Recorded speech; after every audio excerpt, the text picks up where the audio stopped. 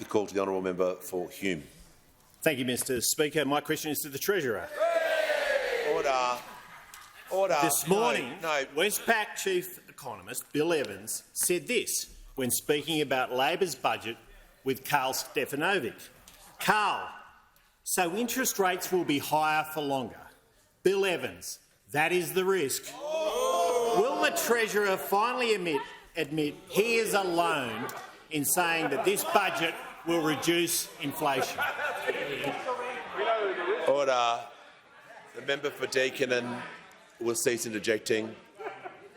The member for Hume has asked his question. Order. The Treasurer has the call. Thanks, Mr Speaker. This guy is truly the gift that keeps giving, isn't he? Mr Speaker, if the Shadow Treasurer had watched the whole conversation between Bill Evans and Karl Stefanovic, Karl asks Bill Evans, have you changed your expectations for interest rates? And he says no. I mean, seriously. Order. I mean, help the guy out. Help the guy out. Somebody point out to him that when Karl Stefanovic asked Bill Evans, have you changed your expectations of interest rates into the future, he said, no, I haven't changed them. I haven't changed them, which is the point that I've been making from ever since the budget was handed down, Mr Speaker. Now, the other thing that the Shadow Treasurer says, it's hard to keep a straight face with this bloke, Mr Speaker. The other thing that the Shadow Treasurer said, I just read out all of these economists who say that the impact on the budget when it comes to inflation is either a good one or broadly neutral. He tries to pretend that we are on our own. And I'm happy to read them out again for you. JP Morgan says it may also make the RBA's life a bit easier. Alan Oster says it's expected to be broadly neutral over coming years. Amy Oster, the budget balances investments in health, cost of living relief and aged care with the need to stimulate productivity without adding to our inflationary pressures. Stephen Halmarick, the move to surplus in 2022-23 represents a fiscal contraction for this year that will be helpful in moderating the inflation pulse.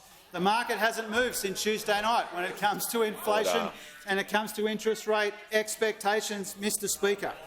And most importantly, and this is something I didn't get the opportunity to mention in the answer before, and so I'm pleased that he's very charitably given me the opportunity to say so now, Mr Speaker. Now, in the strange world that the Shadow Treasurer occupies, right, the budget on Tuesday night that has a net spend over 4 years of $20 billion is inflationary. But the last budget that they handed down, in March 22, had a net spend of $39 billion. So they had a net spend which was twice as big as the one on Tuesday night. Now, in their world, $39 billion is not inflationary, as we're heading towards the peak in inflation, but $20 billion on the other side of the peak in inflation is somehow inflationary. This, old son, is why nobody takes you seriously. Order. Order. No, order. Members on my right. Members on my right. I'll hear from the manager, but I think the Treasurer is going to beat you the punch there. But well, Mr Speaker, there are standing orders against offensive words and reflections on members. Order. Order. Order. And members on my right will cease interjecting immediately or be warned. The Treasurer is a serial offender in showing a gross lack of respect. All right, resume. He ought to withdraw. Resume your seat. Order.